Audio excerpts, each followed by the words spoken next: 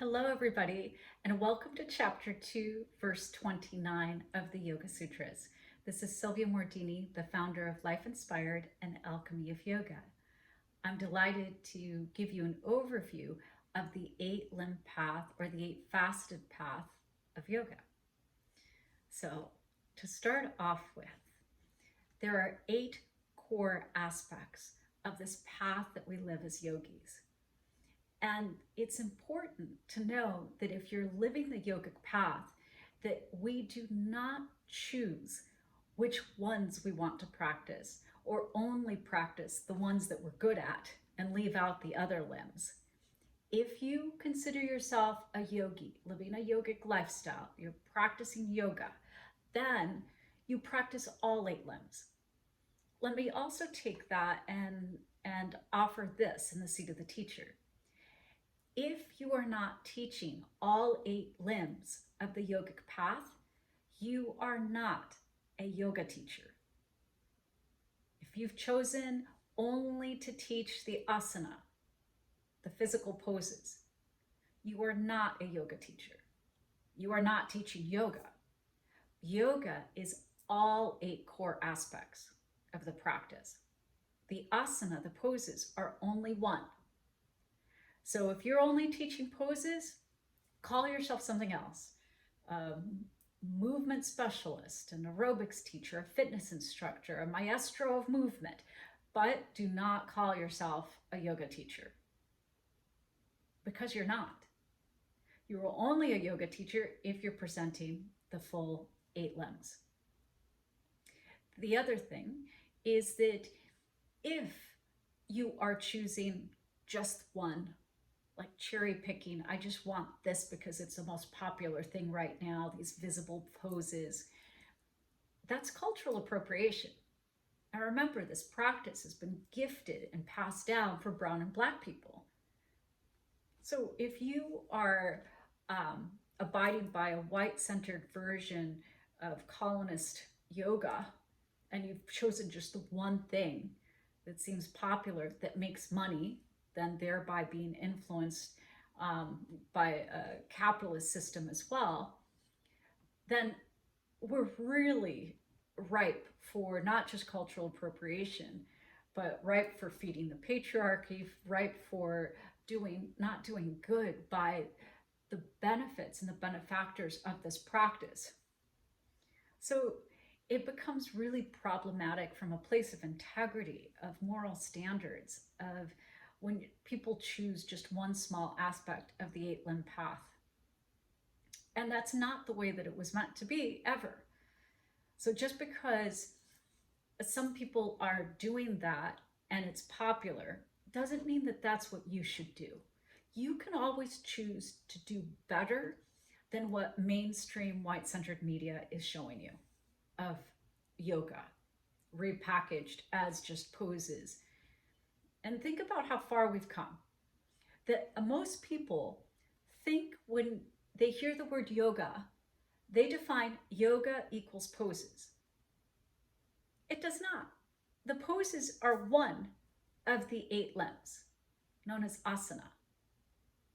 There's also then the yamas, niyamas, pranayama, the breath work, then pratyahara, dharana, dhyana, and samadhi.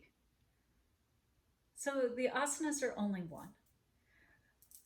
Poses do not equal yoga. Yoga does not have a definition of equal poses. It's all 8 limbs of yoga. That is what yoga is. Yoga. So you could be that changing force to do better and to educate people about what yoga is, even if those around you are not doing the right thing.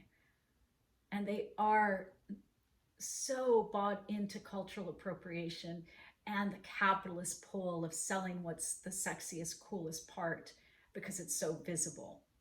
I get it. You're not going to get as many likes on Instagram if you just show yourself sitting and breathing. Yeah. Or just sitting, meditating, not even moving, just sitting.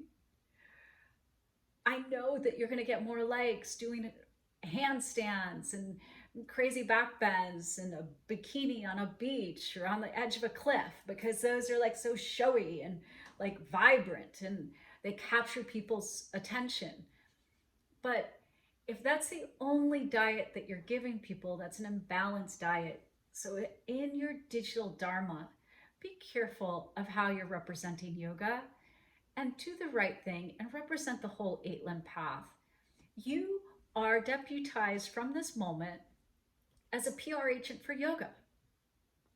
We all, if we practice yoga, we all are the PR agents for yoga. And we are helping educate others about what yoga is. And that's really important. So the yamas are a reflection of our true nature.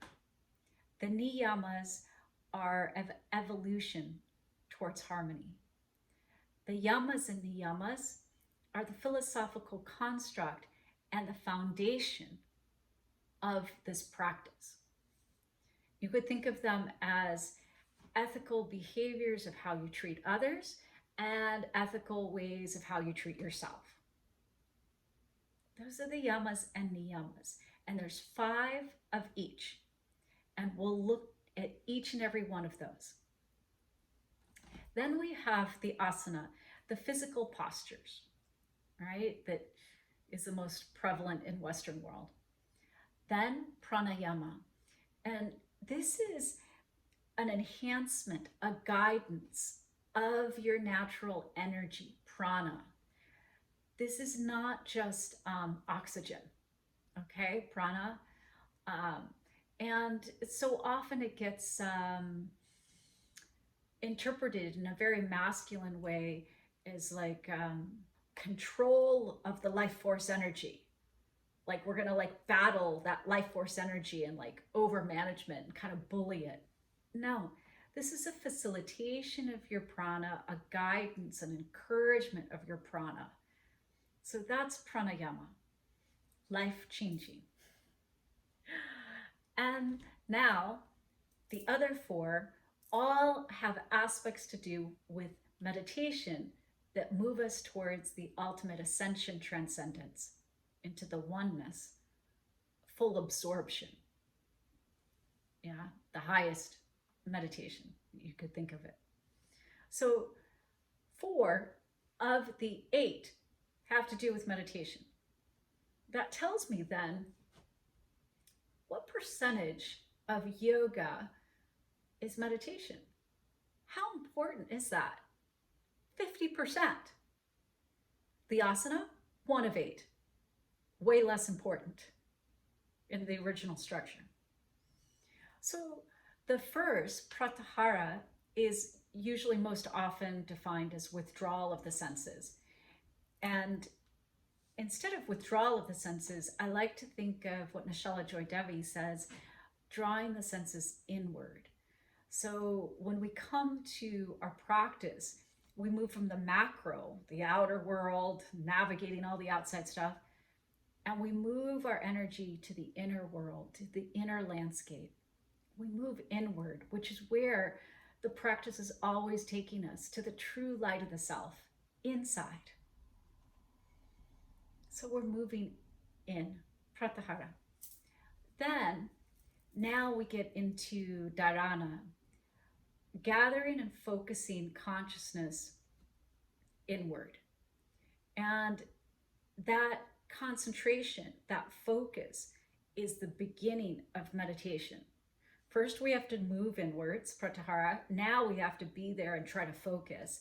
And we could focus on a thing, a mantra, a visual, a candle, an element. So we could be focusing on something, right? Now we move into dhyana. This is continuous inward flow of consciousness. So you begin the practice of focusing, all right, but now you've been doing it for a sustained amount of time, and you no longer need an object to hold your attention. It starts to become objectless meditation and inward focus. And then finally, samadhi, transcendence, ascension, all the way into the oneness, union with divine consciousness in this beautiful dance that we're in, and a remembrance that we are all divine and we're all in this together. So, complete absorption, um, where you lack nothing. You're not thinking about the next moment or what's past or what's future. You're just completely absorbed in this now moment. And so these 8 limbs can also be seen as like spokes of a wheel. And you can experience all 8 and at any time. You could be a beginner and experience the 8th limb and the 1st limb and the 3rd all at the same time. They aren't necessarily sequential, like I have to climb a tree like this to get to the top one. It can be spontaneous, and it doesn't have a timeline. It could be instantaneous. It could take like 5 weeks. It could take 5 years. It could take 50 years to move through these, but we're in the practice of experiencing them. And that's what's important. We're living our yoga by applying the 8 limbs. So with that, get excited to dive deep into each and every one. And with the yamas and niyamas, we'll look at all 5 for each. So although there's 8 limb path, yamas and niyamas are actually 10. So get ready, get excited. From my heart to your heart, may you love yourself, love your day, and love your life.